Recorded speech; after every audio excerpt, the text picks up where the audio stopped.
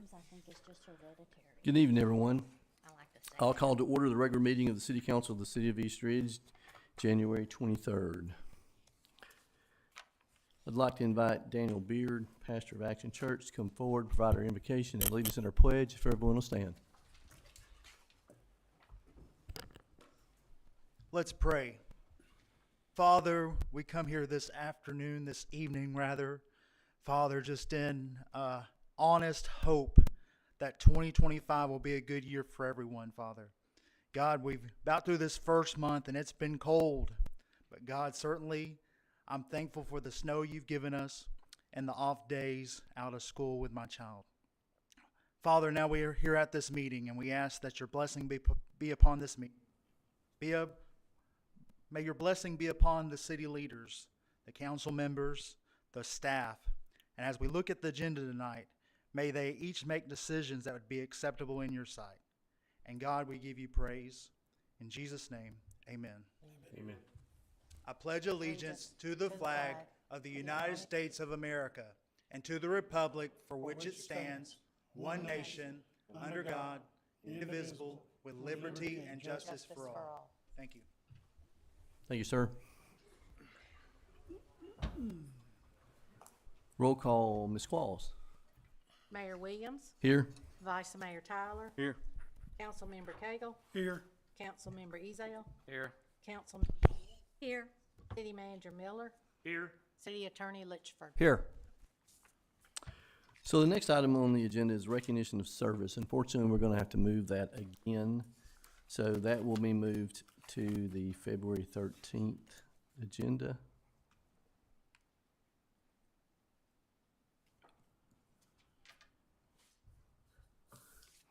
So then we'll move to the next item. It's the consent agenda. It's approval of the minutes of the January 9th, 2025 council meeting. Council members, I assume you've had an opportunity to read those minutes, and I will entertain a motion. I make a motion to approve the consent agenda. Second. Have a motion to approve by Vice Mayor Tyler and a second by Councilmember Witt. Do we have any discussion or corrections? See none. Roll call, Ms. Qualls. Vice Mayor Tyler, Yes. Councilmember Cagle, Yes. Councilmember Ezell, Yes.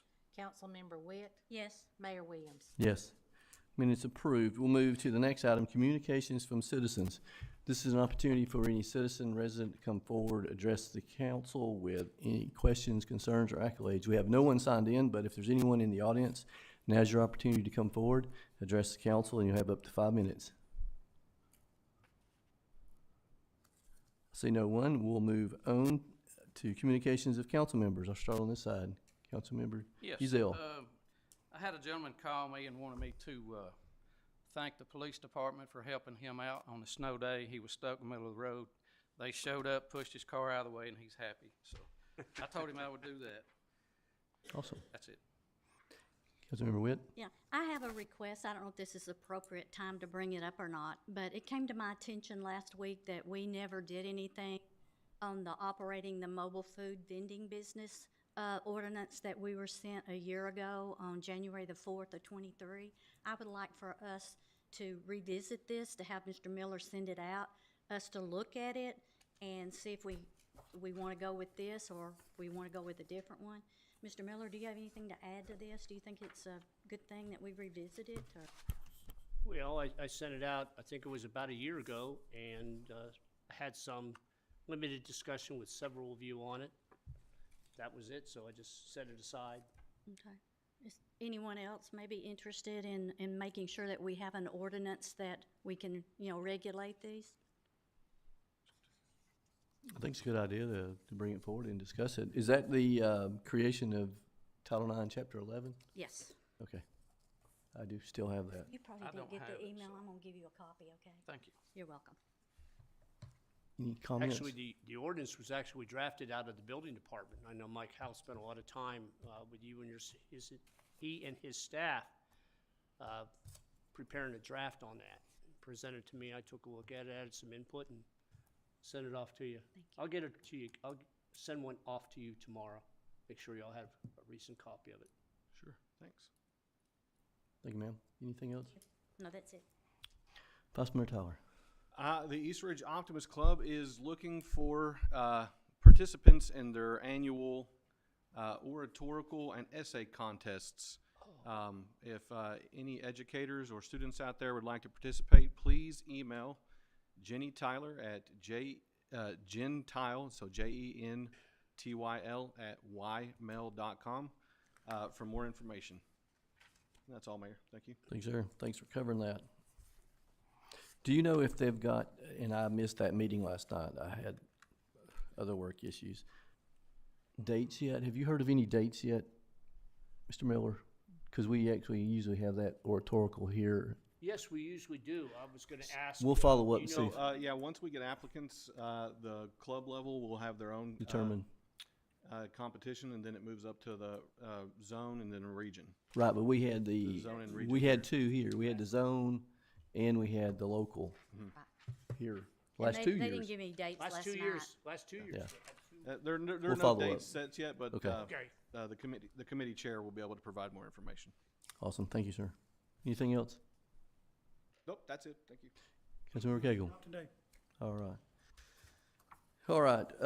So I had a few things. I'm going to ask Mrs. Collins to come forward and tell us about all the activities, signups, registrations that we've got going on in Camp Jordan, and I have a few other things. Yes, Mayor and Council. So right now we have our youth sports signups are open for Friday Night Lights, which is our flag football. We'll be offering a 6-game season starting on March 28th through May 9th and a season ending on May 16th. So signups are open now from January 2nd through March 2nd. That is from kindergarten through 8th grade. We've actually changed our grade levels for that. We also have our rec softball signups, and that is for ages 5 through 16. Those signups will be open now through March 2nd. And then we have our T-ball, and we have our baseball rec that is now open from January 2nd through March 2nd, and that is for ages 3 through 12. And then, again, that's your T-ball, so that's your 3 and 4-year-olds, and then your older age groups will be your 5 through 12s. And then we'll launch the older age groups, which is your Hubba Bubba and your big leagues. That'll be next month. I'll launch that. And then we have our adult softball, which is open now, and that'll be for your men's teams, your co-ed teams, and your church and industrial teams. That is now open through March 2nd also, because we'll start those leagues going. So that is everything that we have going on right now at the park for rec signups. Thank you. Thank you so much. So also, I'd like to mention, in the library has a lot of activities that are going on. So there's a adult winter reading challenge that started on the 3rd and the challenge ends on the 28th. There's weekly prize drawings and a grand prize after February the 28th. So every book that's read, you get an entry into that drawing.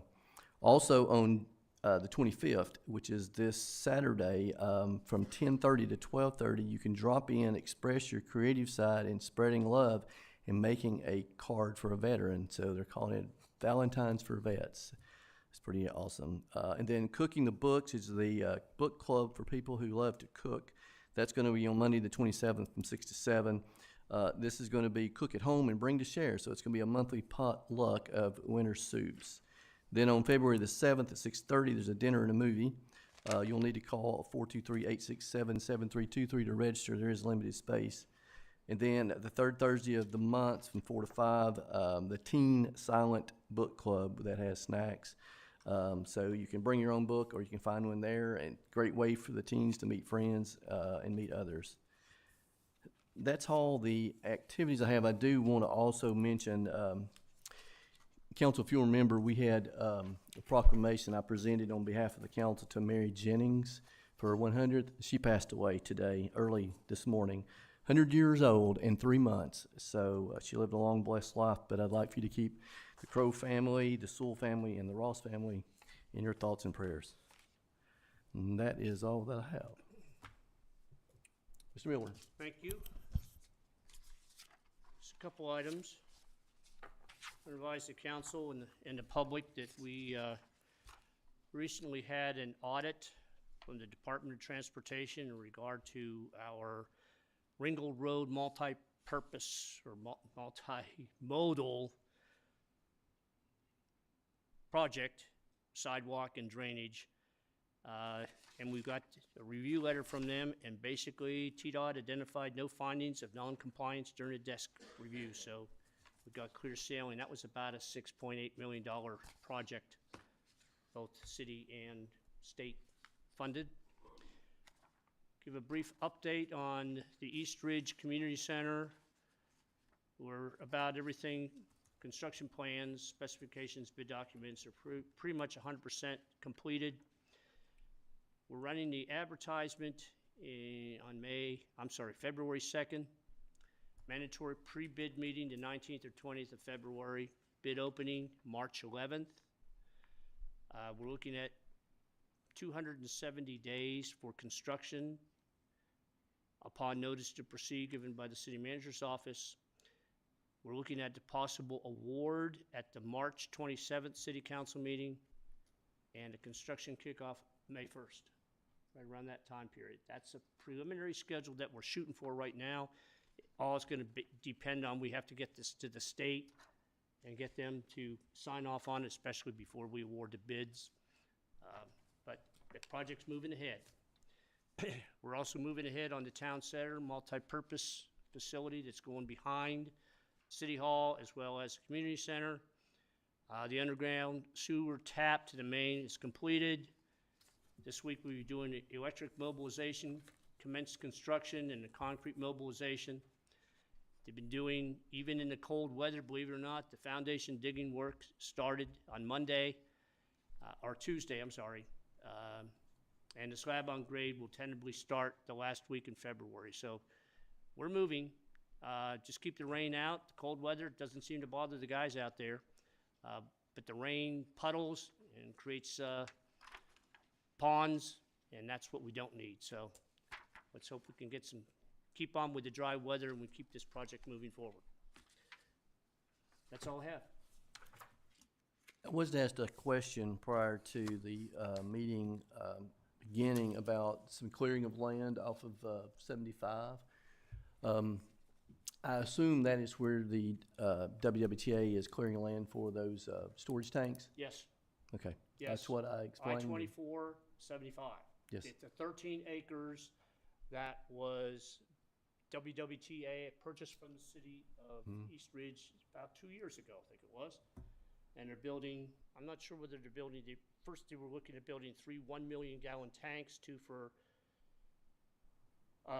Chattanooga and 1 for East Ridge, but now I think they're building 1 large 1.5 million gallon tank. So Okay.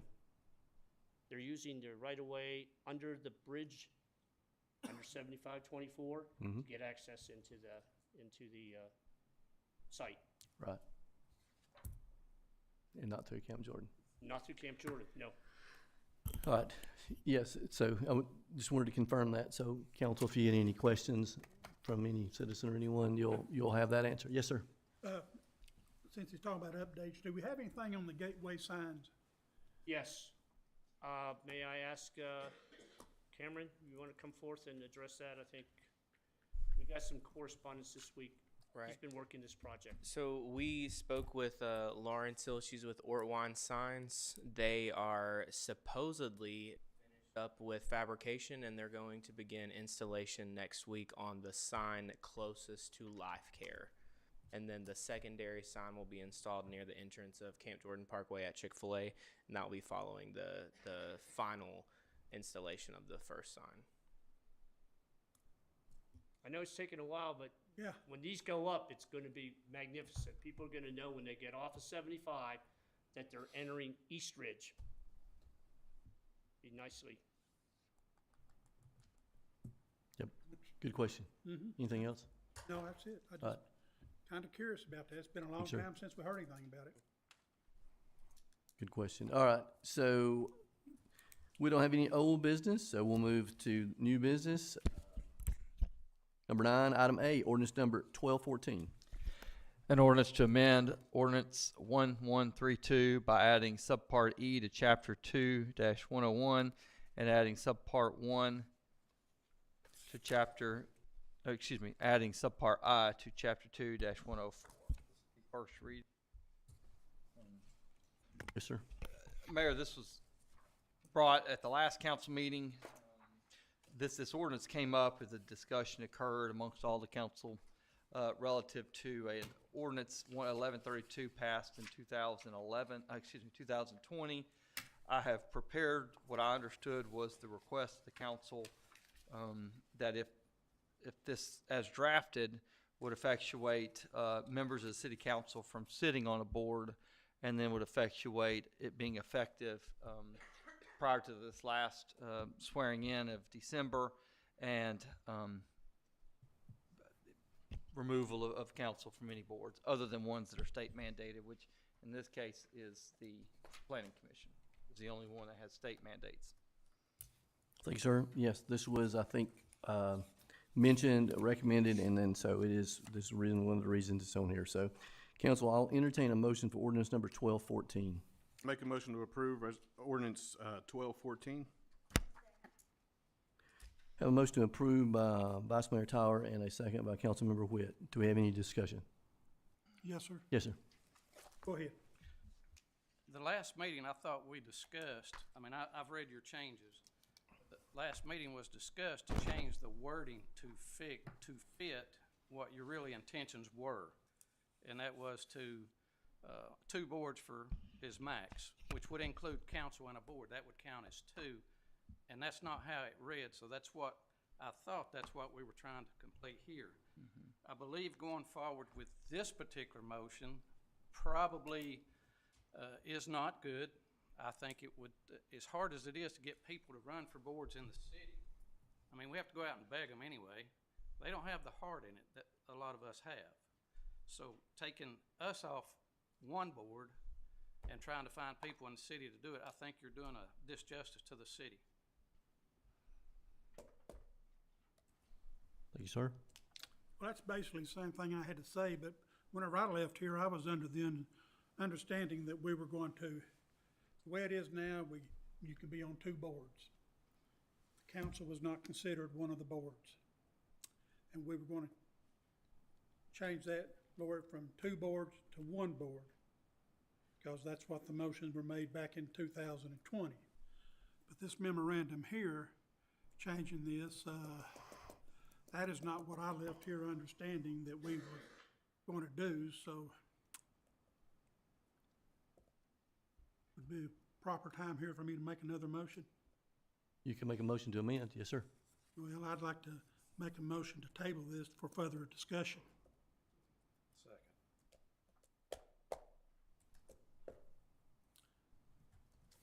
So we'll all be on the same table with what we all want, because this is not what we left here or I left here understanding what it's going to be amended to.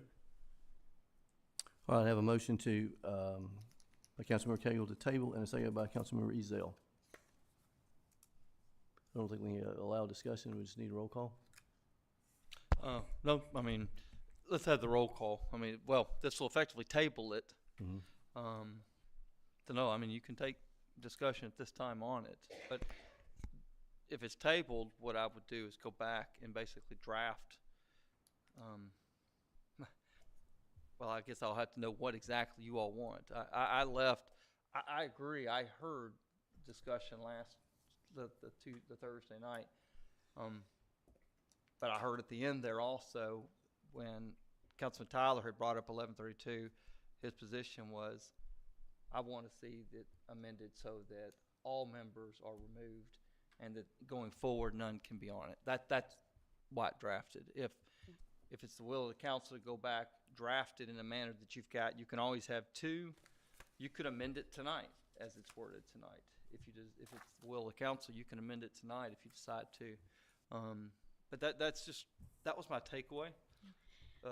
I also felt like that was our takeaway. I thought that the boards that we appoint people to be on the board so that they can get active in our government and hopefully someday run for council. So that's why I felt like a council member should step down and let another citizen move into that position. Yeah, so is my thought that or my thoughts on the original passing of 1132 was to allow for broader representation from the community on these boards. I can't speak to the difficulty to find people to sit on these boards. I've not had any issue at all. But effectively, the council has oversight of all of these boards by their appointees. They effectively sit on all of these boards because they will see matters that come before all of these boards. And I think any sitting member of the council were to serve on these boards, their voice would sway more opinion than an average citizen. I think that the average citizen should be able to represent their fellow citizens on these boards. And I think concentrating the power into the hands of a few city council members is kind of the wrong idea and antithetical to the intent of 1132. So that was my thinking then, and it's my thinking now. I'm not really interested in amending or tabling, but because I think that if we put this up to a vote, we can just handle it right now. But I think I sat on the beer board. When I was elected, I stepped down. I didn't want my presence as a city councilman on the beer board to have sway over the other members, to make them feel pressured they had to vote in line with me, because I have the power to appoint or remove them. And I think that going forward, we should put this restriction on all city council members. It's rare for a legislative body to put restrictions on themselves. I think this is a fine time for us to be an example. I think if we're going to impose these restrictions on future councils, we should be willing to put these restrictions on ourselves. If we end up carving out an exemption for Mr. Ezell, we'd have to carve one out for ourselves, which would effectively make the rules for everyone else but us. I think these should be applied equally moving forward, and I would like to see greater representation from the community on these boards. And I think that was the intent of 1132, and I think this strengthens. Well, if that's your intent and you want to see more citizens on board, then why didn't you make that only one person is allowed to be on one board, period? Why did you if you do it like, towards us? I would be in favor of amending to where it reads as such. Well, the way you have it put down, you act like you're doing us wrong, like we're punished because we're here, that we can't make a just decision on a board, and you're worried about your one appointee, that's the only person you have, not all of them, on that board, and you're trying to tell me that with you sitting on the board, they're gonna get scared to death and vote different. That's not the people we want on the board to start with. Yeah, I mean, I could somewhat agree with that. But like I said, I think that, you know, some people may be intimidated by a city council member sitting on there, that their voice may have more power behind it.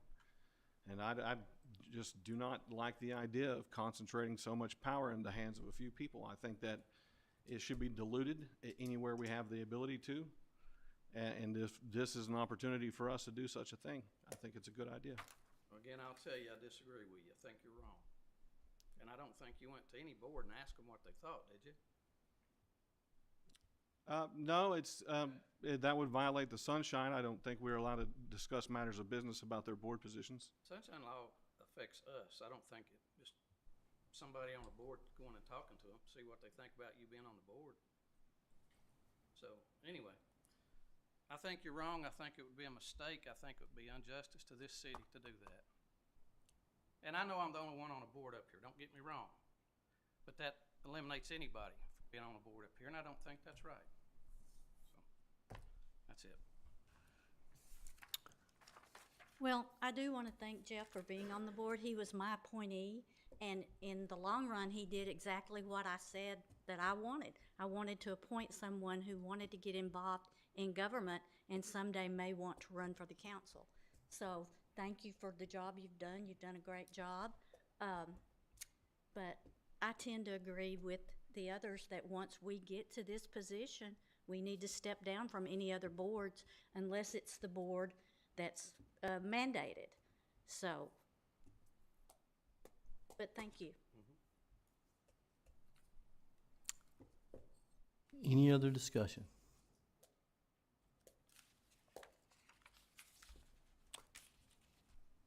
I see none. I will roll call for tabling of ordinance 1214.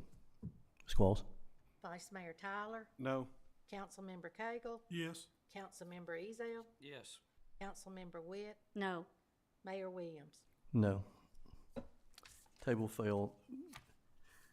We will move back to the original motion. Do we have any additional discussion or action we'd like to do? Now, we're voting Now- on what is wrote on the memorandum, correct? At this point in time, unless there's a motion to amend. We had a motion to a table, which failed, majority. Well, it's obvious that this is gonna pass with y'all, so I make a motion, we amend it to include everybody. One person, one board. Don't matter if you're on council or not. So, to amend 1132, Yes. I'll second that motion.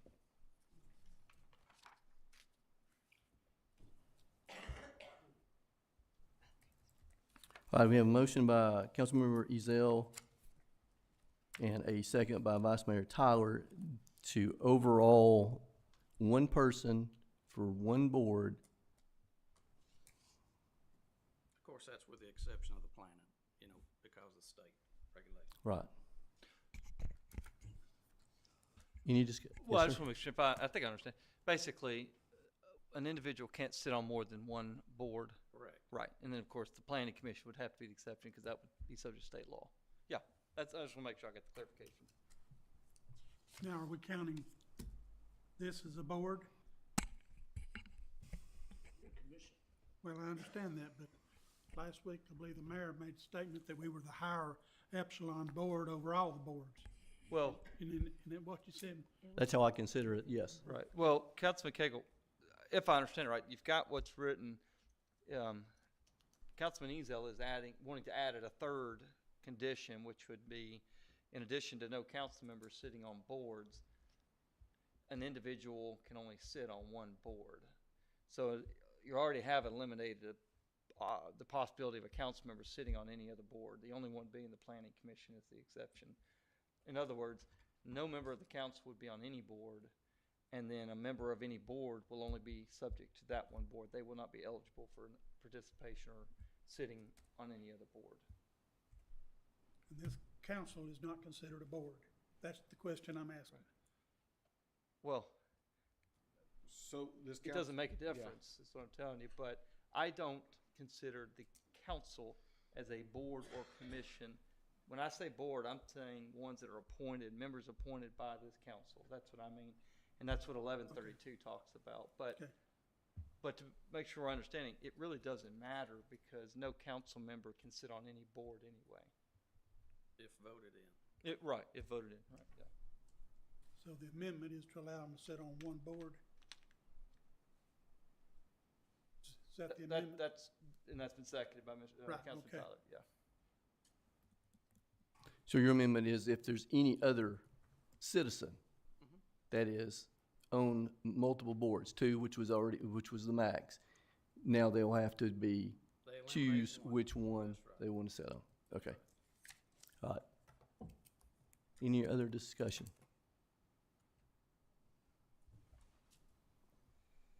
See none. Roll call, Ms. Qualls. Vice Mayor Tyler, Yes. Councilmember Cagle, Yes. Councilmember Ezell, Yes. Councilmember Witt, No. Mayor Williams. Yes. So we have it amended for one person for one board. So that was the vote on the amendment. So now we actually go back to the, Original motion Original as motion. amended. yes. So now this is voting on the original motion as amended. Any discussion there?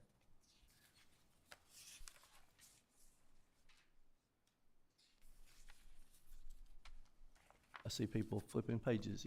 I'll pause for another second.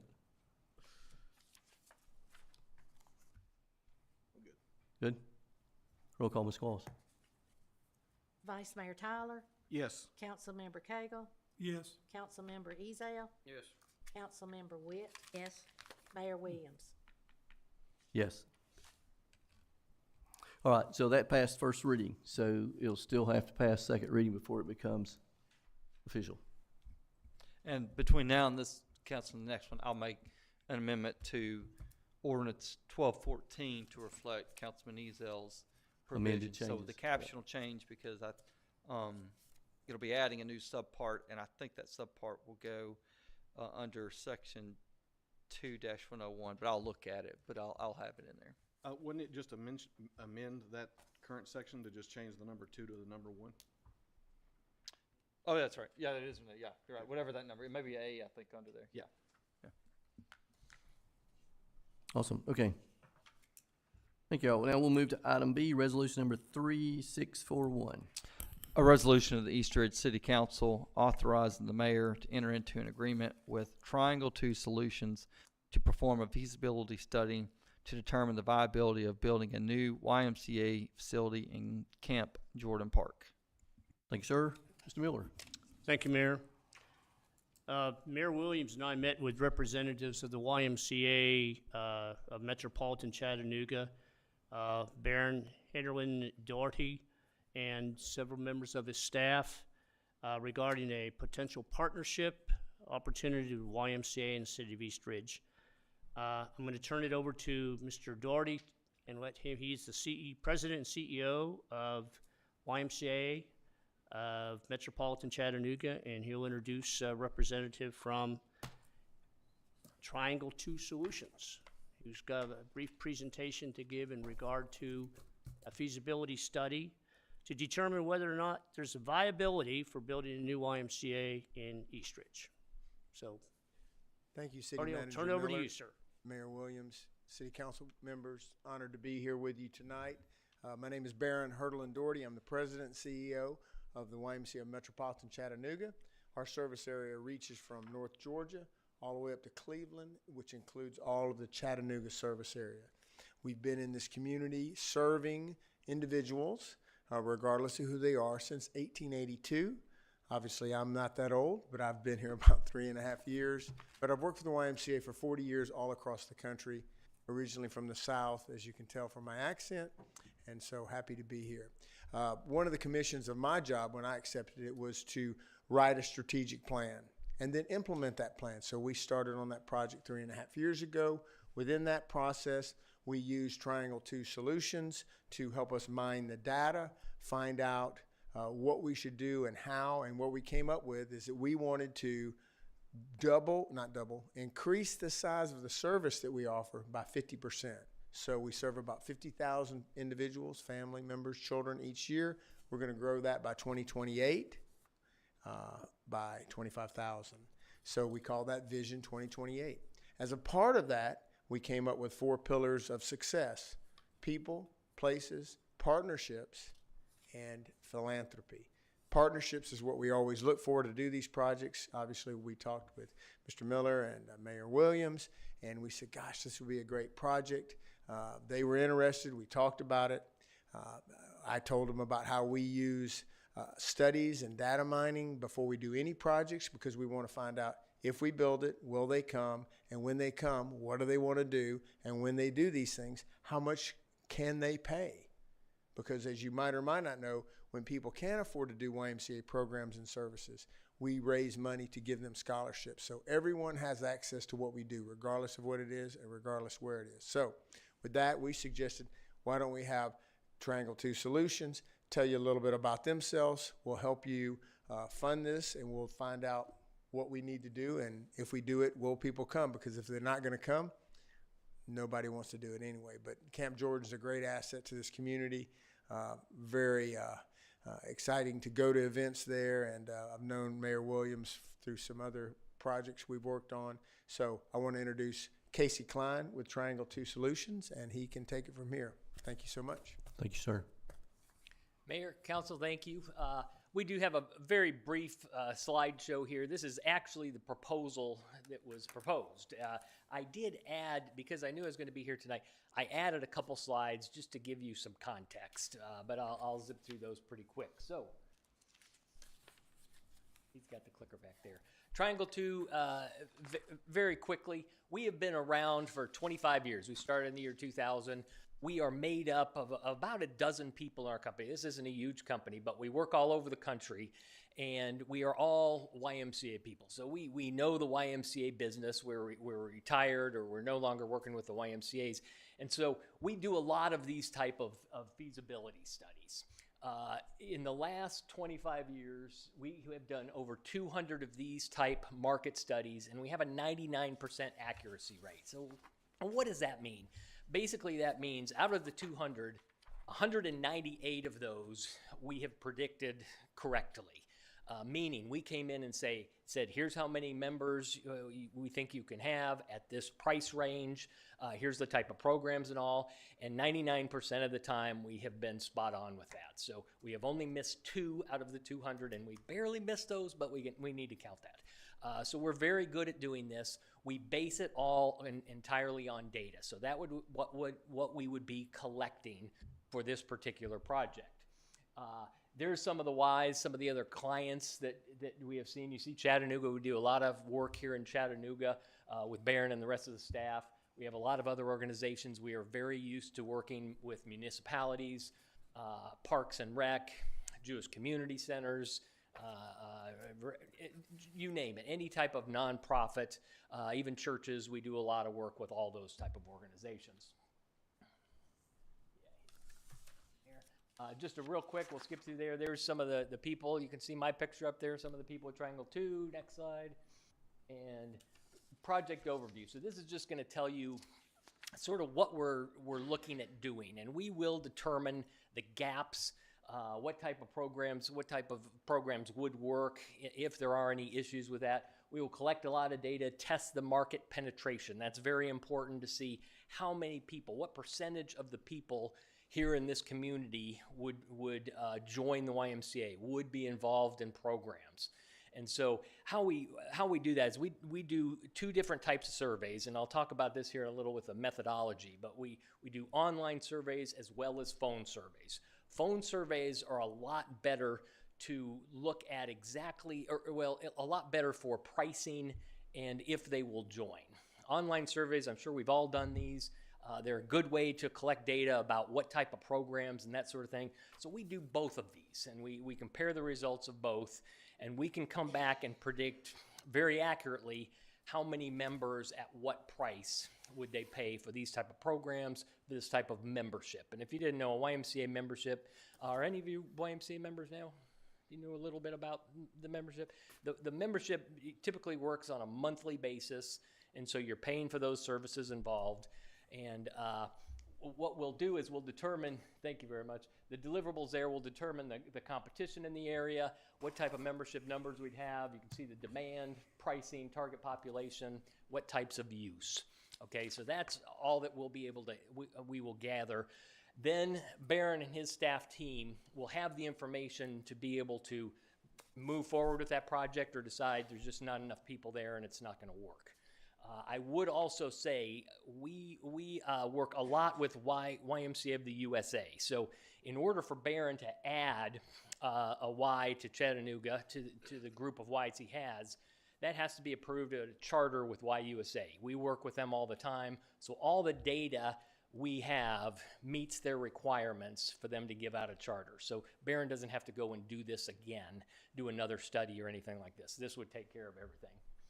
So I think the methodology, I talked a little bit about that. We would look at doing at least 400 phone surveys, and what that might take us 800 calls to make. We would talk to 400 people, and we do an online survey at the same time. We compare those. We typically get a lot of responses. Well, we get at least 400 from the phone. I imagine in something like this, we'd get at least 400 online surveys. From there, we would come back and we would be able to say, you know, reliability-wise, we feel good about this. We'd give it about a 95% reliability with the survey results. Next one. this is some examples I put in there. This is the Hamilton YMCA, which would be the closest Y. We've done some work recently, and so every one of those little yellow pins represents one of their members. And this location, Kathy, do we say that's 8 miles? About 8 miles. That ring you see on the left, the Hamilton YMCA, is 7.6 miles. So this would fall just outside of that radius. That radius represents their primary market area, which is where 80% of their YMCA members come from.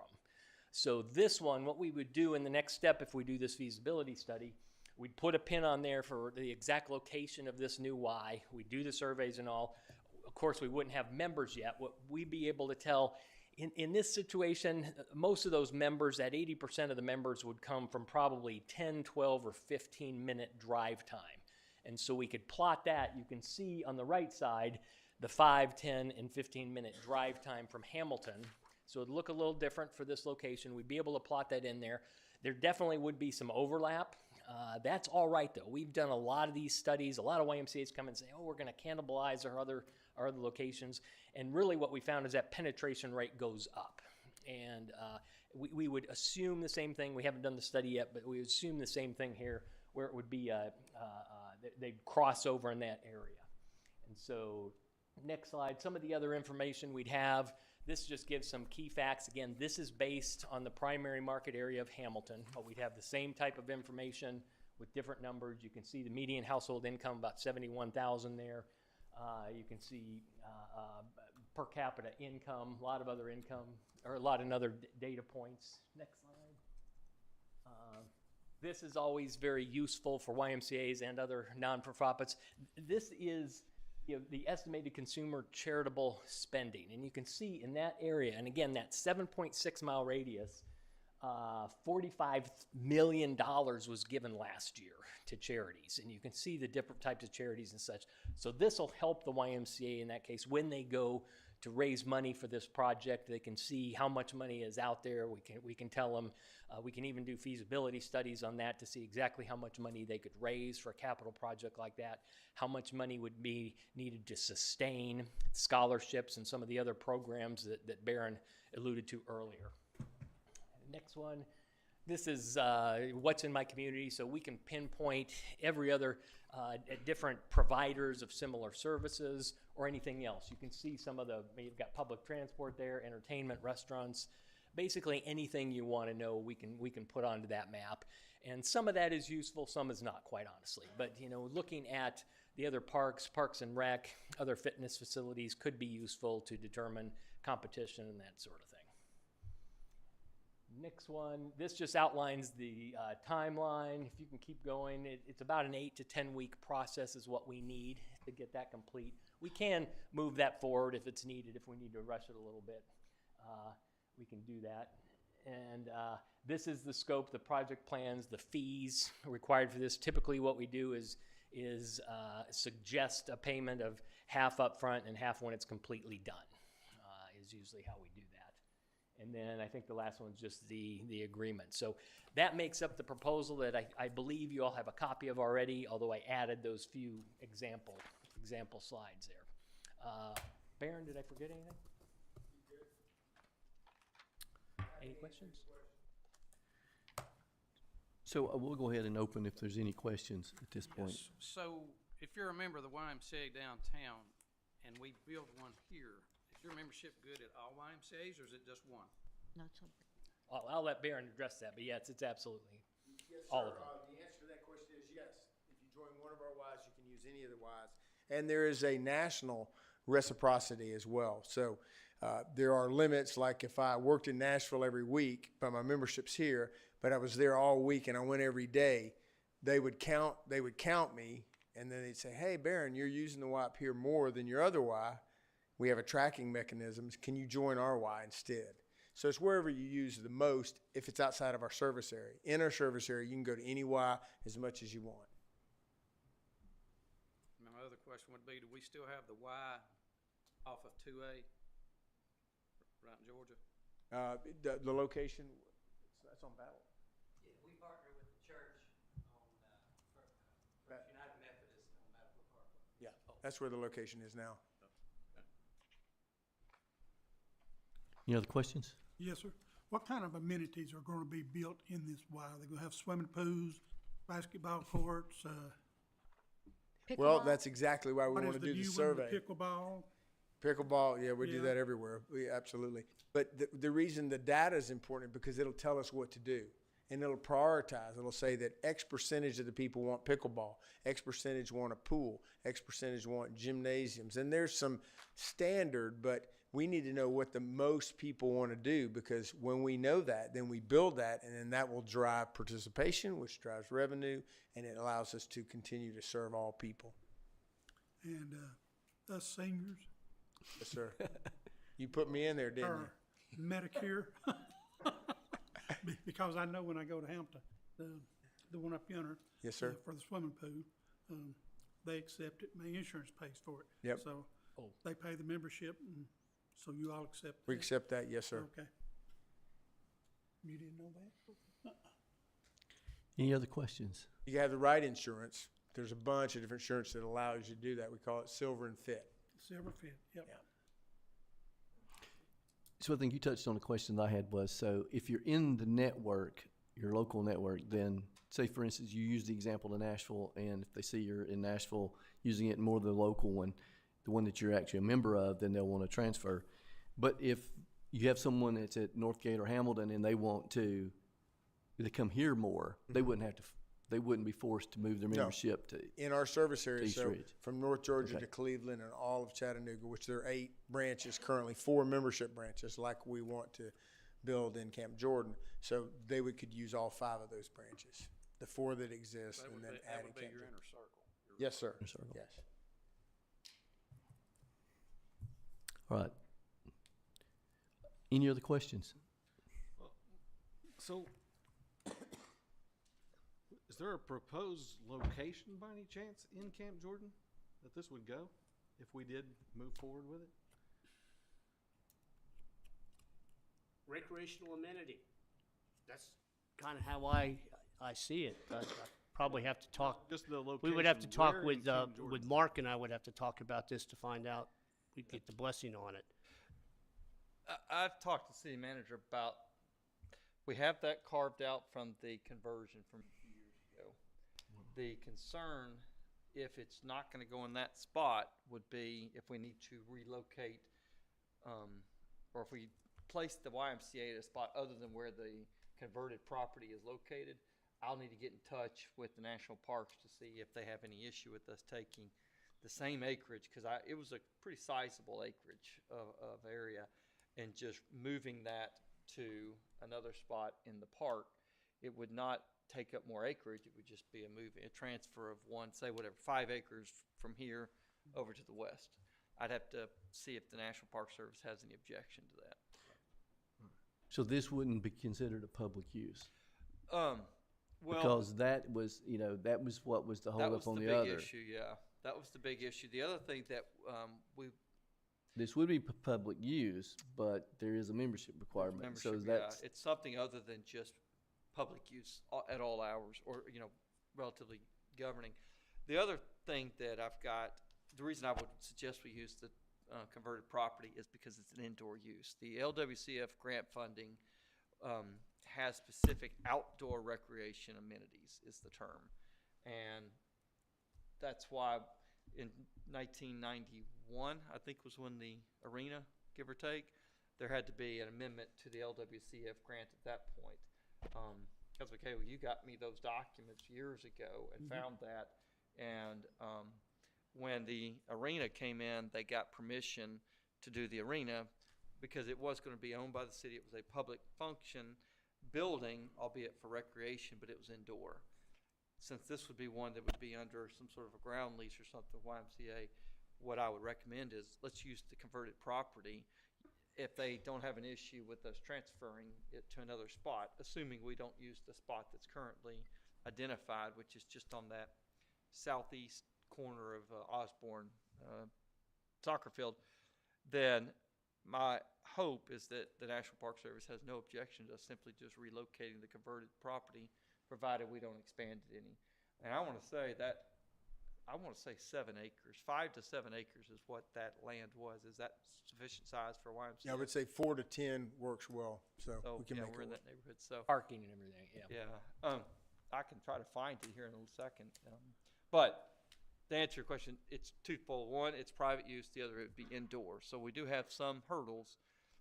But if we can use the converted lands, we're in a good position. Yeah, the converted land is, to my knowledge, it's wide open. It's wide open. It's wide open. Yeah. There's nothing we have to do if we decide As on long as you the don't touch the convert- disc golf course, I'm cool, man. When you're talking about public use, the fact that they give scholarships, does that make a difference? I don't think so. Not in the eyes of the national park. Their idea of public use is exactly what you go out there at any hour, you know, when the park is open and get access to use the facilities. And But a lot of those parks are still, there's They membership give required, scholarships out aren't they? Isn't there a national park? Or are they all free? it is odd that if you want to go to national park, Yeah. you've got to have the park pass. Yeah, you're you know what I'm senior, you saying? can- Ones I've been to, you gotta pay. I'll take that up, Yeah. the flagpole too. Yeah, and we'll see how far that goes. Another question, Yes, sir. and then I believe this is gonna be addressed to y'all.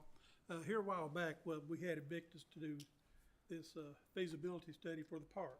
Yeah, I had a question about that. Okay, now, we paid them some amount of money to do this feasibility. After listening to this, their feasibility is gonna come down basically doing the same thing. So, they've already told us, and these gentlemen are wanting to come in and build this other recreation building that Invictus told us that we needed to build.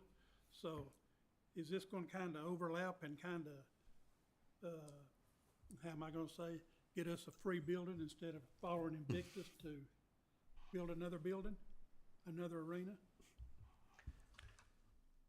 Victus's recommendation was for the indoor athletic facility, whatever you would term that, was anywhere from 8 to 10, correct me if I'm wrong, 8 to 10 basketball courts at a total cost of the facility about $40 million. Well, that's the reason why I'm asking this. This right here sounds like it's gonna be more in line with what we want, because citizens out here want another swimming pool. So, when they do their, I mean, and that even come up on Invictus thing, that they wanted another swimming pool. That's the reason why I asked the question. So, I'm just, you know, we're paying another fee right here for something we've done here not long ago. So, I'm just speaking my piece. Oh, yeah. All right. When you're right with swimming pool, I'm sure that'll die on the list. And not only do they want a swimming pool, they want pickleball courts. Yeah. So I thought the Invictus study for the multi-use sports facility was for hosting large tournaments, weekend-style tournaments for basketball, wrestling, cheer, Yes. and volleyball. Yes. Would this be able to serve that purpose, or could we do both? Is it an either-or situation? So I you want me guess- to, Well, the big question is, when they do the survey, the study, we don't know what amenities are going to be on top of the list. We know a swimming pool may be one of them. That wasn't even one of the recommendations for the Victus study. I don't know where basketball would come in. I know pickleball will probably be a big item on there. If you have a basketball court, 1 or 2 basketball courts, you can certainly easily convert them over for use as volleyball courts. Whether you would be able to And have even the pickleball. whole gymnasium or gymnasiums. I don't know what the demand's going to come out from their study's going to be. I would suggest that a YMCA has facilities and services that the community wants, and we build those, and then we serve them. The other center that you're mentioning feels to me more like an event center, Right. which YMCA's host and build and manage, but you gotta have a stream of participation, which Camp Jordan already has. A lot of events there, the indoor stuff, outdoor stuff, tournaments. But that's a different engine for revenue. The could be happy to manage or participate in whatever, or we can just run the Y. But the Y is really access for all. People pay, people can't pay, however they come in. We run these programs, they're quality, it's safe, and it's what the community wants. If the pool's not on the list, we are not going to suggest building that, because we know, I'm not saying it will be on the list, trust me. But whatever the need is there, that's what we can manage, but we can manage far beyond that. That'll be more about the partnership and what the city wants to do and what they want us to do. We're happy to fit wherever. We don't need to come in and take over. Or Sure. It wasn't the pool wasn't necessarily a recommendation from Invictus, but it was, I believe the public It was one of the items. portion was, It did, the it did show opinion up. was very high. Yeah, well, most communities want pools. Yeah. And we have some, or Triangle 2, I'm sure has some data on regional event centers like pools for swim meets, and there's some pros and cons to operating that. You could talk to school districts that have those kind of facilities around the country. I mean, we would want to do all that research, because building is the easy part. Running is the hard part. And if you have an event center, whether it's a pool or gyms, if you don't have play, right? Pickleball players aren't going to play in there all the time. And if you have 8 courts, that's going to be really busy sometimes. And sometimes, what are you going to do when it's not? So that's where our management background can help. But I would not suggest overbuilding either. Take too many risks. You know, and that's what's appealing to me is we've got a partner standing right here in front of us that's wanting to partner with us, where, you know, nothing against Victus. They done an analysis. They gave us their, you know, the analysis from the data they received, but then it's up to us to build it, to manage it, to run it. And to that point, the 40 million just in the building that was presented, you know, that's outside our bonding capacity. Yeah. You know, we've talked with Hamilton County, but, you know, and that may still be on the table, but I think we've got some most willing partners right here in front of us that sees the asset we have with Camp Jordan, the traffic that's there, not just our community, but think of just across the state line of the memberships and that already come up here and attend soccer games, softball, baseball, attend the events in the arena. I think it's just, me personally, a win-win situation, and I think it'd be a great investment to conduct a study in. Yeah, I agree. It's a good idea. But Yes. any other questions? And I was a Y member in my younger days downtown, and I worked next door to the one at Eastgate until y'all moved it. Okay. Boo. Trip was probably there. Trip probably managed that one. Yeah. Well, we'll just put one here, and then you don't have to. I know it, and I see this more as family oriented Oh, for our absolutely. families in Go East for it. Ridge and the surrounding area. That's traditionally what Yes. our draw is, family Yes. activities. So Attorney We found Lisford found, 6.64 acres was the Okay, bird yeah, land. Would that's that good. be How much was it? 6.64? Oh, yeah. 6.64. Yep. So, in listening to a $40 million extension versus a YMCA, the YMCA can host basketball tournaments, volleyball tournaments, even though you have members that might want to come in and use it, but they won't be allowed. It can 'Cause be, you'd it be can be covered. orchestrated. Once again, I mean, tournaments, I mean, that's big, that's multiple courts. You know, if you look at our Ys in this area, they might have 1 or 2 gyms. I mean, that's not a lot to host tournaments. Right. We might have 1 or 2 pools. If you're doing a big swim meet, you have, you know, a giant facility, and Ys manage those around the country. We would want to learn from that. There's some pros and cons. I mean, we manage ice. We have Ys that have ice rinks and hockey, and so you name it, we do it. So we would want to lean in on that and counsel and look at this data and say what would really work. Our first goal would be to serve those who have responded to the survey and in the areas that they've responded, because we know that 99% chance that if we build what they say and charge what they say, that they will come and it is successful. And we'll also know if they don't vote and we don't have enough data or it's not enough people, then in my career, all the Ys that I've been a part of, we didn't listen to the survey one time, and when we didn't, it failed. I was in Nashville, and Was that? it was not you got to listen to the numbers, because you can't want it just because you want it. It doesn't work like that. Well, So. big tournaments, you've got field houses, call them. Wichita does some. There's some Ys out there that have done that, and that is definitely. We could even take a look at the last study you had, and maybe to incorporate in some of those questions to really see how this could all come together. Yeah, We do that it'd be all the time. something we could so, do for sure. A lot of those field houses, you'll bring in people from a lot farther away too. I'm assuming some or all of you are parents. How far are you going to drive when your kids are? I mean, you'll go 45 minutes, an hour, to take them to soccer games and such. So it's a lot different than YMCA membership. That's really usually 10, 12 minutes. Pretty close knit. For something like that, you really open things up. Any other questions? I will state that YMCA is also willing to participate in this. So the 21, what was the total? 21,500 is not what the expenditure we're talking about. We're looking at, what is it, 14.3? 14.333? 14,333. Then we would pay the remaining. All right, council, if no other questions, thank you very much. Thank you very all. much. I will entertain a motion for resolution number 3641. I make a motion to approve resolution number 3641. Second. Thank you. A motion to approve by Councilmember Witt and a second by Councilmember Ezell. Do we have any additional questions? Roll call, Ms. Qualls.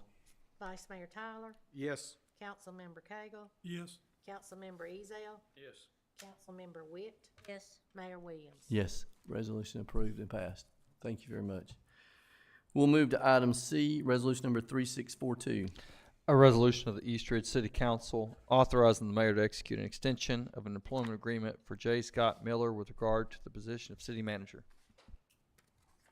Mr. Miller, you have the floor. Sometimes hard to talk about yourself. I came on board back in November of 2022 as an interim, and started really getting into the groove again and enjoying it. Still enjoy it today. So in January of 2023, I think it was the second meeting, we went on a one-year contract. That one-year contract expired in January of 2024. Did another year on top of that, which takes us to January of 2025. And I still continue to enjoy serving as a city manager. Find it both rewarding and challenging. We've got a lot of projects going on at this time: road projects, building projects, initiatives that we're trying to get involved with the city. So I'd like to stay at least another year, see how my health goes after a year, assess it at that time. Right now, I'm getting the clearance from all my medical people, so I'm okay there. So I guess I'm asking for a 3% cost of living plus the 1% performance that was provided to the majority of all the employees of the city. Of course, it's your decision as to whether or not you feel I'm worthy of it, but be it as it may, I certainly want to continue serving as your city manager, at least for the next year. Thank you very much, sir. I will entertain a motion for resolution number 3642. Make a motion to approve resolution 3642. Second. Happily. So I have a motion by Vice Mayor Tyler and a second by Councilmember Ezell. Is that with the suggested 4%? Yes. The 3% and the 1%? I want to just clarify. The 3% and the merit. And the merit. As the contract's written, Yes. as it's written. As it's written to us. Yes, yes. All right, I just want to clarify that. Any discussion? I got one. Mr. Miller come on board here, and I was here the first time, and I objected to him. 6 months later, I apologized to him. I'm telling you folks, because when you go out here and you do a background check don't always come back right. Isn't that right, Mr. Chief? Background checks don't always come back right, so that put me in a position to have to apologize to Mr. Miller. He has been on board with us. He left because of his health. He's come back, and one thing that I really love about him is he is invested in East Ridge. He don't live off up here in Ooltewah, Red Bank, anywhere else. He lives right here in East Ridge. He knows what the tax base is. He knows what our service is. So, thank you, Mr. Miller. Thank you. Anyone else? Yes, sir, back in 22, I believe it was, when we had the other one for a little while, I remember Brian asking me what would I do and who would I choose, and the answer was Mr. Miller. And I think you've done a great job, and I appreciate you. Thank you. And I want to thank him for all the time he spends with me. I actually thought he left in, 2018 because I was appointed. So. Anyone else? Your experience is greatly appreciated. Thank you, Scott. So, I wasn't on council when Mr. Miller started his first term here. I did participate, and I was here at every one of these meetings when they interviewed, and I was very, very interested in Mr. Miller. I was very excited that he got selected. Then it was shortly thereafter I got elected to council. Was able to serve with him for a couple of years as a council member. And when I ran for mayor and got elected, I had the same feeling that Ani did. I got elected as mayor and then he resigned. I'm like, oh, what the heck? Retired, excuse me, retired. Which was So worse. then whenever we had the opportunity, when the previous city manager resigned, he was the first person I called.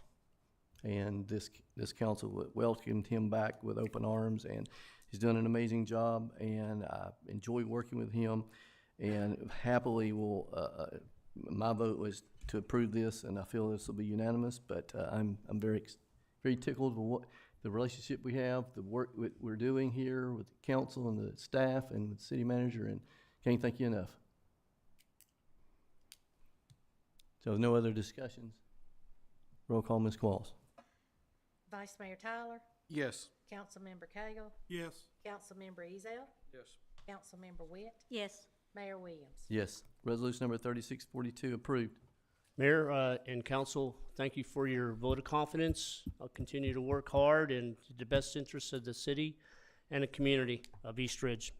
I live here and eat here, the restaurants, and do my retail shopping here, so I got to know the city very well. There was a decision back in 2018 when I did have a couple medical issues that I thought I was going to be burdened with because of my age.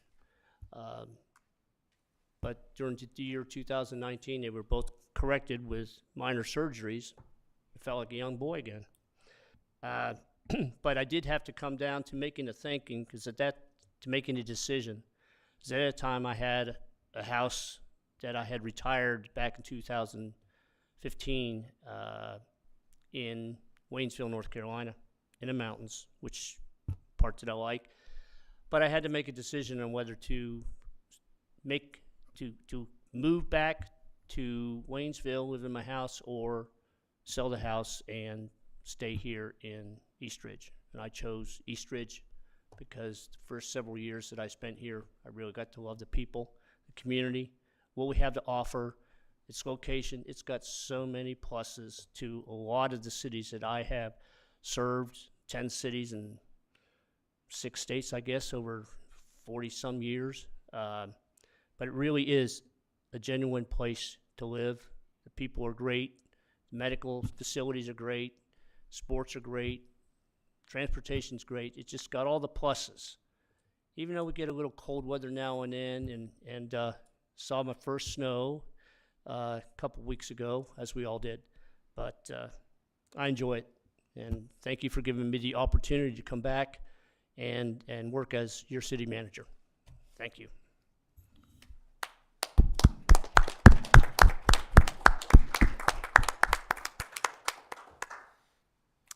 All right. We will now move to resolution number 3643. A resolution of the East Ridge City Council approving a consent letter authorizing the city manager to commit a local portion match for construction costs for the Scruggs Road reconstruction project. Yes, Mr. McAllister. Good evening, Mayor and Council. A few weeks ago, the Chattanooga MPO, they recently changed their name from the Transportation Planning Organization, the Metropolitan Planning Organization. They contacted the city manager's office to let us know that the fiscal year 26 through year 2029 transportation improvement plan was coming out, and that would include around $6.9 million of STGB-M funds and approximately $27 million available over the program's duration for local roadway improvement projects. So after some thorough evaluations, investigations with the city manager and ASA Engineering, we noticed that Scruggs Road was identified on multiple lists and needed some reconstruction from the state line, Georgia, Catoosa County to SR8 Highway 41 Ringgold Road. So I contacted Jeff Sykes with ASA, and he is here today to talk to you guys about the cost estimate in the agenda packet if you have any questions. But it is outlined in the a packet that was provided to you all, as well as the agenda memo, and then it walks through some of the construction costs that would be associated with this project. However, we're asking tonight to submit a commitment letter to the Chattanooga MPO with 20% of the fees associated with this reconstruction project, totaling $104,647.60. This would go towards the application process for the TIP funds that would be made available starting next fiscal year, and then we would have until fiscal year 2029 to begin this project. Thank you, sir. Council, I'll entertain a motion for resolution number 3643. I make a motion to approve resolution 3643. Second. Have a motion to approve by Vice Mayor Tyler and a second by Councilmember Witt. Do we have any discussion? Yes, sir. This $104,000 now, that's total cost. That's all the engineer work, asphalt work, and everything. Yes, correct? sir. That would include your construction, your CEI and engineering, Okay. your feasibility and planning, any right-of-way planning, NEPA, and design. Okay, and I noticed there wasn't gonna be no property acquisition right away. No, sir. Okay. Now, I'd like to ask the city manager, are there any way that we can limit this to 2-axle or more, because the big dump trucks, tractor and trailers going in down there are what's tearing up Scruggs Road on our end?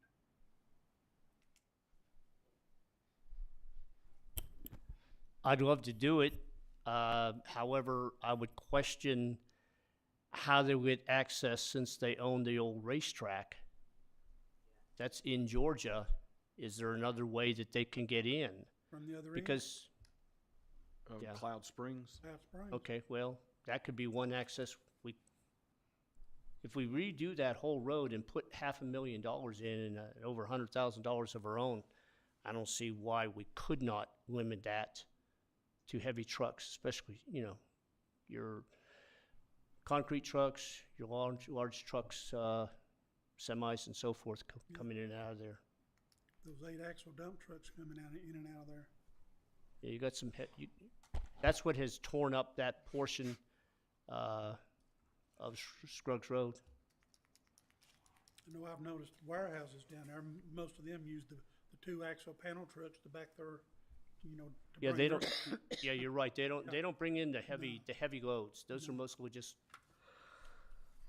your large. That's just a thought that we need to be looking at.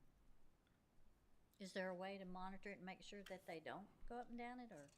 I would say the hardest part Can would you be restrict? enforcement, probably. Right, Yeah. that's what I'm thinking. It's enforcement. Well, first year, we put a police car down there. So then is that gonna eliminate the drag strip people? They have a lot of 3-axle trailers. Yeah. I mean, Do you have something that's a there, large crowd for that. Jeff? Well, maybe we could put tonnage. If I may, Mayor and Council, Kind of what we're talking about doing and what we included in the cost of this is basically there's a section of Scruggs between the state line and about halfway to the intersection that is failing. You're on a down gradient, all your trucks, your vehicle traffic are hitting their brakes, coming in, and that shifts the weight, and that's where all your base and subgrade failures are. What we're proposing would be to basically tear out that section of road completely, redo the base, redo the asphalt and everything where you would not have the damages associated with the heavy truck traffic.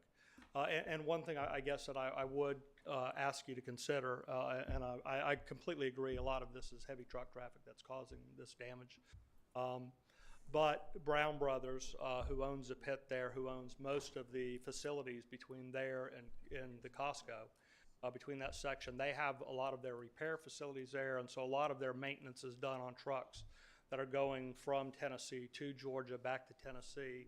So I guess my recommendation or my suggestion would be if we can design the road in that section of the road so that it won't fail, then that may be something that we can do without really any additional cost, because I think what we plugged into the numbers is designing the road so that it won't fail again. No, we wouldn't. And so I don't think that your axle or your multi-axle trucks would have as much of an impact if we do that. But again, that's what is between Scruggs and the Costco basically is mostly Brown Brothers owned properties, and a lot of their trucks are going there for maintenance or going to and from the pit, and that would limit that. It would force them to basically go back towards Costco and then hit the interstate to come back up or go around to 41 in that direction. So just something to consider. That definitely puts me at ease a little bit. If you think we can engineer it in a way to where it's not going to be as damaged by the trucks. We over-designed, so we did a preliminary look at it basically, but what we did is we put a base stone in there that's thicker than what's average heavy duty, so it's more stable than generally what you find because of that down gradient where people are hitting their brakes and that shift in load. You see a lot of it on the bottom of off-ramps and everything where they used to be asphalt and they've gone to concrete, and that's because of that shifting of the load. Whenever you hit the brakes, that load moves forward, it adds more pressure to it, and then you get a lot of failures there. What we plugged into the numbers was over-designing the base stone, the asphalt, so that it can handle those loads so that we shouldn't have as much of an issue. That and there's drainage that's got to be replaced down at the bottom of the hill. So at the very bottom, you have a conveyance that runs basically towards the creek on the other side of the church there. And so, you know, it's replacing that culvert as well so that it would sustain the heavy loads as well. So it's been designed to account for the truck traffic. You know, you may be able to save a little bit of money, but you're really only talking about a couple of inches of base and a couple of inches of asphalt. You still have to dig out the old road and replace it. So that's where most of your costs are.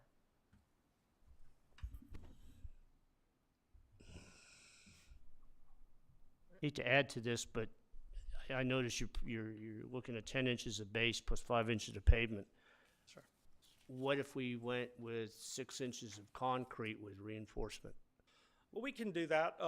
So we can do our recommendation would be to look at the two compared and evaluate the costs. With concrete, you get more stability, but you'll pay a little bit more. But then a lot of times you have, with freeze-thaw cycles, you have the shift in the slabs and it creates those bumps.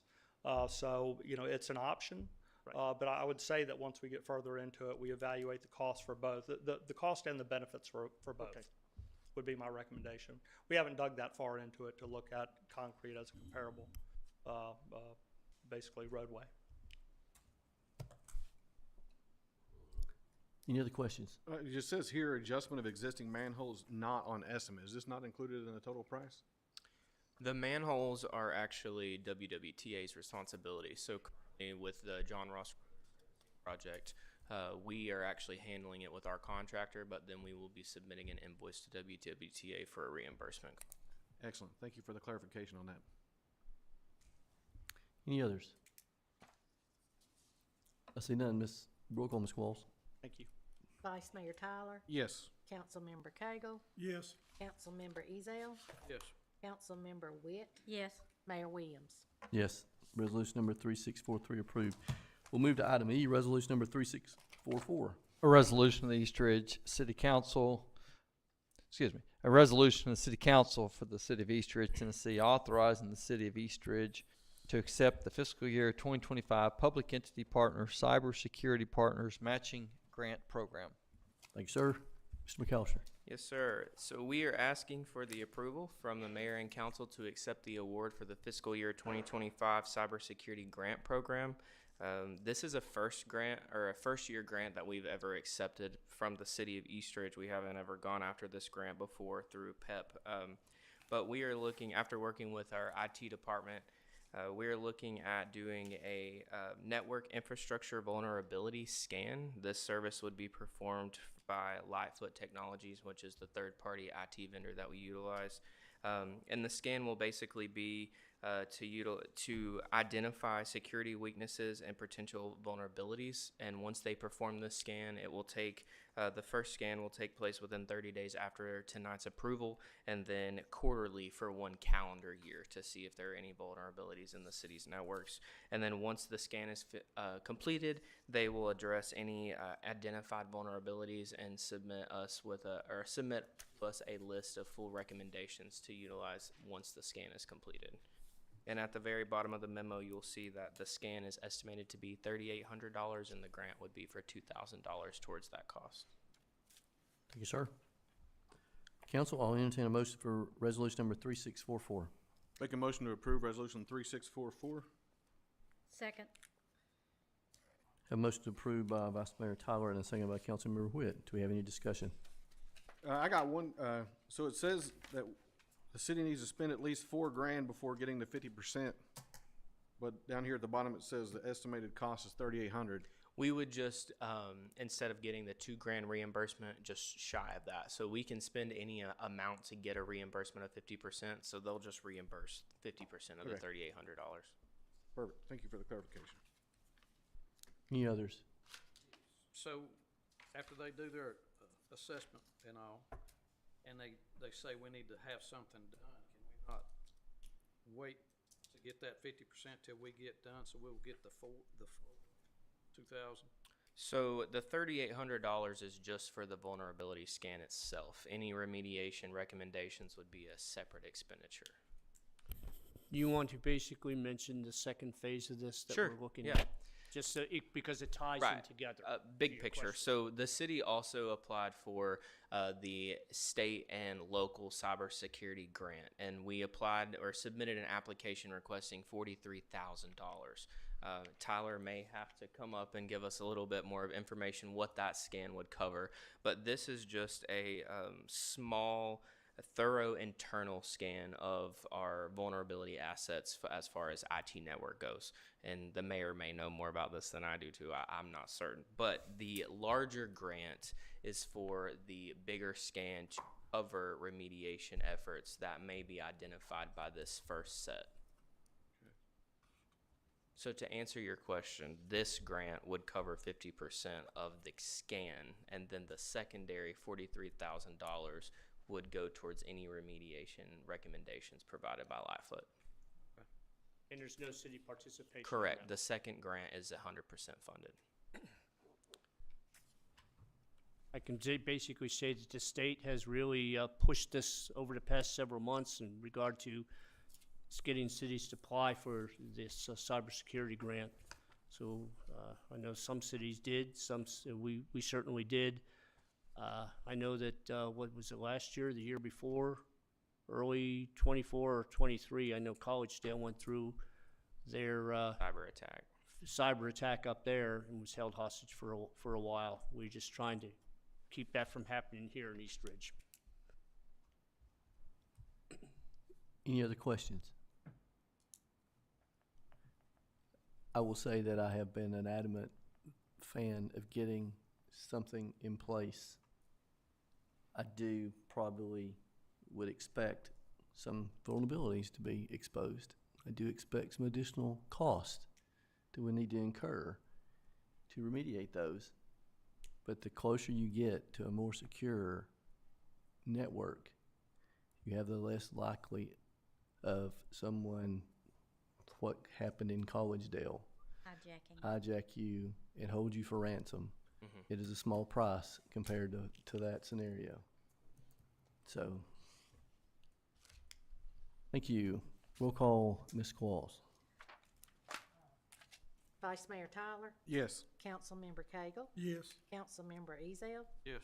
Councilmember Witt, Yes. Mayor Williams. Yes, resolution number 3644 approved. We'll move to item F, resolution number 3645. A resolution of the East Ridge City Council authorizing the city to enter into a partnership agreement with DBAT Chattanooga. Thank you, sir. Ms. Goss. Yes, Mayor and Council. Sorry, my sinuses have started to act up again. The Parks and Rec Department is seeking approval for the following agreement with DBAT of Chattanooga.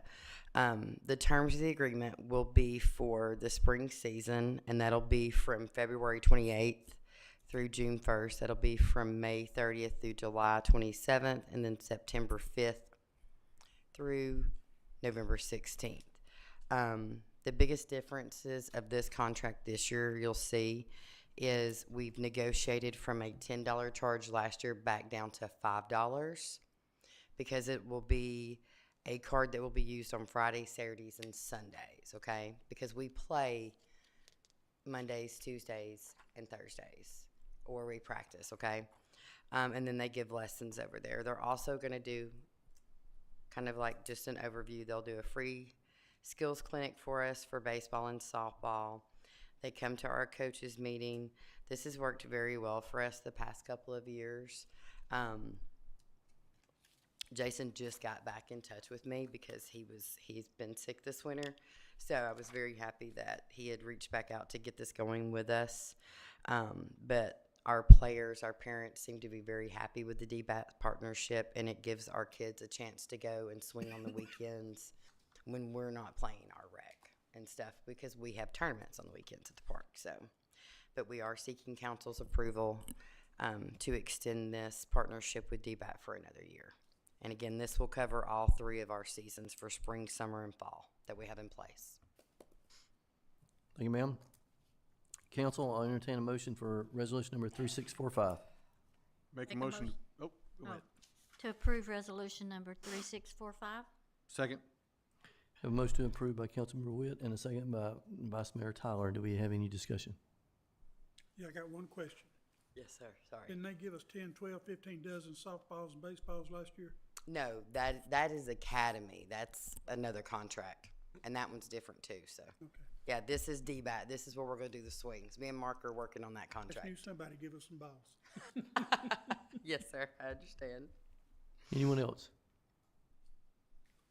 Seeing none, roll call, Ms. Claus. Vice Mayor Tyler, Yes. Councilmember Cagle, Yes. Councilmember Ezell, Yes. Councilmember Witt, Yes. Mayor Williams. Yes. Resolution number 3645 approved. That is the last item on our agenda. So we'll move to the tentative agenda for February 13th, 2025. The first item is the recognition of service that we moved from tonight's agenda to February 13th due to some illness of someone that's participating. The next item is old business, ordinance number 1214 as amended tonight. So that will be the only item on the old business. Is there any discussion on that at this time? See none. Under new business, we have an unnumbered resolution, use on review for off-premise sign for Friday Low Baptist Church. That's Mr. Howell.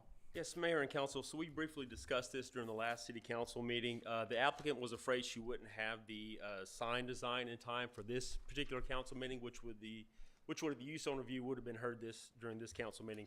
So she wanted to be placed on the tentative agenda. So with that being said, Debbie Colburn, representing Frawley Baptist Church, is requesting approval from the city council to install an off-premise wayfinding sign at the right-of-way on the corner of Faringo Road and Frawley Road to the rest. This sign will help to provide direction to the new outreach program at Frawley Baptist Church. In your packet, you do have a drawing of what the sign will represent, having two sides, 4 by 6, that's 24 square feet in total, with two 4x4 posts and a total of 10 foot high. This sign is almost very similar to a sign that was approved for Sterling Heights at the northwest corner of Germantown. in Gleason, if you do remember that one or not. I'm not sure. They never erected that sign, so I don't know what their intentions are. I don't know if there's a time limit for a use on review when it's 6 months. 6 months. Six They don't, months? if they don't Okay. put the sign up within 6 months, it's null and void. So that one is null and void. That's null and void. Yeah. So this would be very similar to the one that was approved by city council, but now is null and void. Thank you, sir. Council, any questions? Yes, sir. Since I looked at the sign ordinance, off-premises sign ordinance, I'd like to ask you to go down and measure from where they're gonna put the sign back to the residential area. See if that within the feet range. And then measure from the sign to the church, see if there's enough footage between it and the church, because our sign ordinance has got those distances in there to. That is correct, Councilman Cagle. I can tell you, I can verify you that the distance to the first residential property is within the sign ordinance requirements. I can tell you that the distance to the nearby church is not within that requirement, nor is the LED sign that's adjacent to the church is not within a 200-foot radius of another off-premise sign. So that would be something City Council would have to review in order to have this sign placed, because it isn't technically in violation of some of the requirements per the sign ordinance, yes. And another thing is the setbacks. Yeah, I was gonna You ask know, that. Is it setback? Because that's the intersection. Because the state right-of-way monuments and everything down there, and where the back of that place where the parking lot is, it goes out nearly to the road, and then it comes in, cuts in, then the grassy area comes right up next to the building, and then the turning lane come off Frawley Road, it goes in a long ways, and Yeah, so depending on that, where that sign in the TDOT's right of way is at, it could potentially put this sign, if approved by this body, to the point where it would be in violation of a residential property and not be within a 300-foot radius of that or directional of it. So, yes, those are definitely things we need, this body needs to look at before this is, approved or disapproved. So, I'm not against the sign, I'm just, I just want it right. absolutely, Councilman Yeah. Cagle. Any other questions? My ask would be, knowing these complications and potential violations, would they consider reducing the size of the sign to then meet within our current requirements? That is a very large sign. Yes, Mayor Williams, it is. That would be, if during the next council meeting, the applicant should be here. Okay. That could be discussed with the applicant at that time. Okay. And maybe hashed out. All right. Any other questions? Another one, if we do decide to go within the, would a variance be allowed for them to apply for? Well, the use on review applies, so those mechanisms are built into the sign ordinance. So that would be something like, so if this body wanted to approve it, with it being within 750 feet of another off-premise sign or a church, or 200 feet within, an off-premise sign. Because I read something in there about variance would have to come in front of the council, that's the reason why I bring up the variance. So that was actually, so in the sign ordinance, it was actually the use on review for sign variances was through the zoning appeals board. That was taken away from the zoning appeals board and placed into this body's hands at that point. So all sign requirements, even billboards, go through city council now. Yes. Anything else? All right, the next item on the new business agenda is an unnumbered resolution, abandonment of Old Ringo Road. Yes, Mayor and Council, during the February 13th, during the East Ridge Planning Commission, Brad Schubert with Urban Story Ventures petitioned the East Ridge Planning Commission to abandon a portion of Old Ringo Road at the 3600 block and the 3800 block. The abandonment of this Old Ringo Road is approximately 682.79 feet in length and 30 feet in width. This request is part of a redevelopment plan for the Osborne Shopping Centers to create a paved public walkway, providing easy access to pedestrian and various other dining and retail options. Thank you, sir. Council, any questions? Yes, sir. If we decide to abandon this road, does half of the road go to the residents on the opposite side of the street? So the city, that is correct. We don't have anything in place when it comes to abandonment of or roads, that is. So yes, normally and I've read through other cities as well, that half of that road will go to the adjacent property owner, and Mark would need to verify this.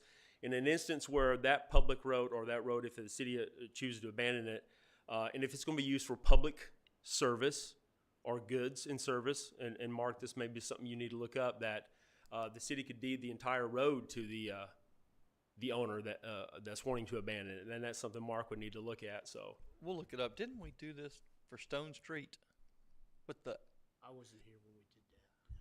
I know what you're saying. Well, we didn't abandon Stone Street, well, we just, stopped it from being a thoroughfare. Yeah. is that We right? actually- Okay. And we Somewhere didn't- we did recently, I No. mean, I'd say in the Stopped it next from being 4 a or 5 years. thoroughfare. The last 4 or 5 years we Made a dead did end one. back there at the property line. Yeah. Okay, I'll look into it, Yeah. but, I have looked at this, that where it kind of splits down the middle, but I'll look at the public use of it for purposes of the city deeding all of it. Yeah, I'll find out. You know, because right up above, well, where they're wanting to abandon, and down below, there's driveways accessing Old Ringo Road. And people that's gonna be involved in this, their backyards come straight down to the edge of Old Ringo Road, but they don't have a gate there or a driveway. But if we abandon it, then that stops them from being able to enter their backyards other than through their front yard. That's the reason why I was asking about, do they get half of the road or not for their use to still be able to get in and out of their back of their property? the houses on Wimberley, all of their drive access is off of Weldon, I do believe. So it wouldn't affect, per se, the entrance to their properties at all, I'm because, talking about the ones behind the Osborne Shopping Center up on the hill. yes. That's not Wimberley, is it? That's, I'm sorry, so Wimberley would be the one, well, that's going up, right, so you have one house right there that would Yeah, not be affected, I'm sorry, I'm then talking Old about Ringo the Road. Yes, that portion, none of those houses that abut Old Ringo Road, have any drive accesses, so Weldon, all those houses do have their drive accesses, from the front off Weldon, yeah. people on Old Ringo Road decide they wanna put a drive access to get into their backyard, if they wanna build something down in there. If they don't get half of the road within, their backyard is, I'm gonna say landlocked, cause they can't get to it from Old Ringo Road. That's correct, yes. Yeah, so to our knowledge, and Senior Manager can correct this, when it is abandoned, half of it'll go to the adjacent property owners, and I think there's 4 pieces of property that is in question there. I do believe that Urban Story Ventures is interested in definitely have offered to take care of it and maintain it, but I think they're even looking to possibly purchase that small 10, 12 foot of right of way. It'd be 15, Mayor, yeah, 15? 15. 30-foot right away. 30 foot, yes, 15 so. then. Yep. Any other questions? At this time, all right, see none. The next item is unnumbered resolution approval request for infield conditioning field grading bid. Yes, Mayor and Council. The Parks and Rec Department ran an advertisement for 30 days seeking bids for infield conditioning and field gradings for fields 9 through 12. On January 15th, we opened those sealed bids and received only one bid from River City Athletics, and that cost was totaling $22,800. And we will be seeking council's approval to award that bid to River City Athletics at the February 13th meeting. Sorry. My sinuses just do not like me tonight. Thank you, ma'am. Thank you. Council, any questions on the infield conditioning field grading bid? I left off, this is a budgeted item, by the way. Sorry. Thank you. Any questions, council? I see none. That is the last item we have on the tentative agenda. However, I do believe we had a request to potentially put the ordinance Title 9, Chapter 11, the mobile food vending. Is that something we want to put on the agenda? We can put it on the agenda. If Or I do you give wa- it to you in the next couple days, give you an opportunity to read it, do you have enough Do you have enough time for to, y'all to?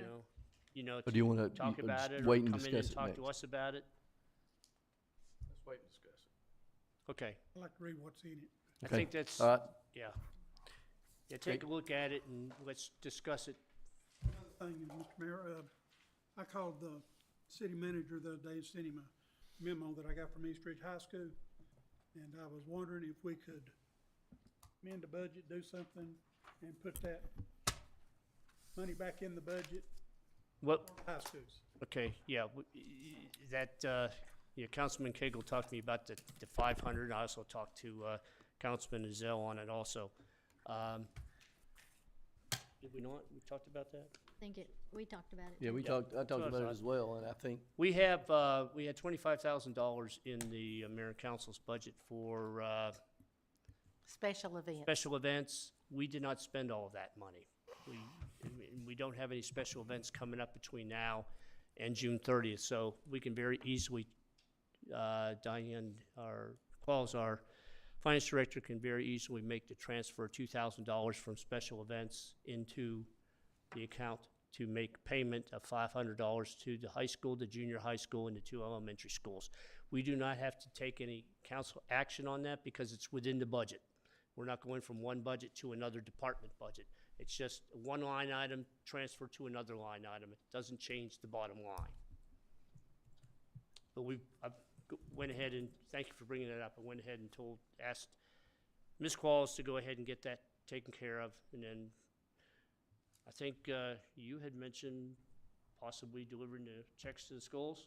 In the past, I had That's- delivered them. If y'all want me to, I'll be glad to deliver them again. yeah, and I've to done them each too in the school. past, Or- yeah. Either way, I don't have a problem if all of us wanna get involved, it's fine. But I did mention it as well, I think we all Yeah. have done the same thing and mentioned Did. about,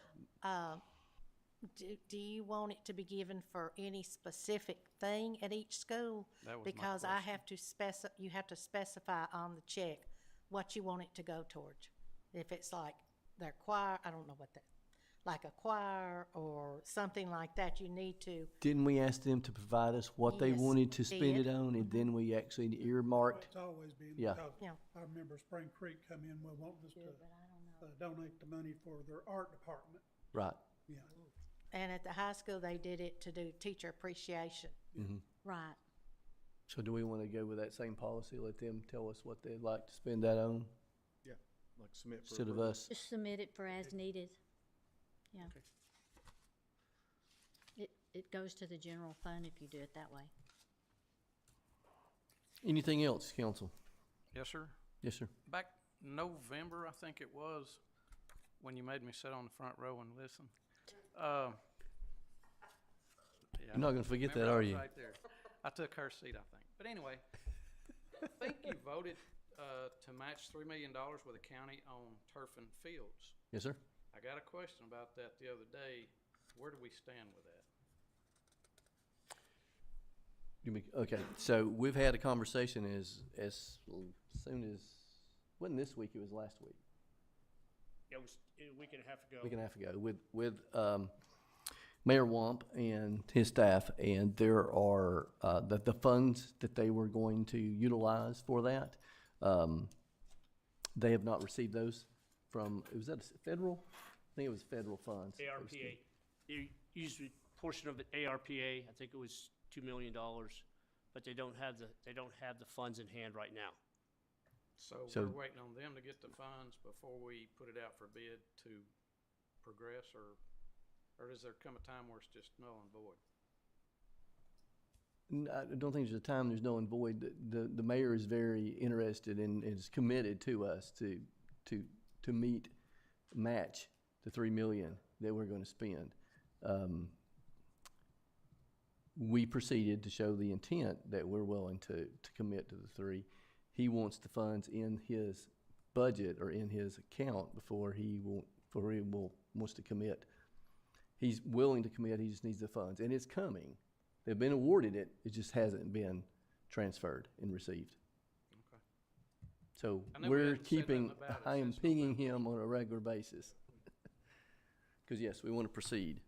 Since that was brought up, everybody knows I'm against the AstroTurf down there because of the health reasons. And I don't know who all's been watching Channel 12 News this week, but Catoosa County's got every carpet mill down there sued because of them dumping the PFAS, all the forever chemicals into their dump. Because now their dump has contaminated the drinking water. Dalton's the same thing. And so there's lawsuits down there. There's farmers down there that can't use their farmland because of the water runoff from the dumps and from the carpet mills for these forever drugs that are causing the liver damage, the cancer causing agents, stuff like that. I just like for you all to maybe pay attention to the lawsuits and the news on what's going on down there. I was listening to John Pless from Catoosa County last night on Channel 12 News at 11 o'clock about it. So it's a very serious matter down there with these PFAS. I don't know how you pronounce it, PFAS, but they're all called forever drugs, and there's 10, 12 of them that are involved in this carpet. So, Thank you, sir. Anyone else? There's no other business. Thank you for all attending, and this meeting is adjourned.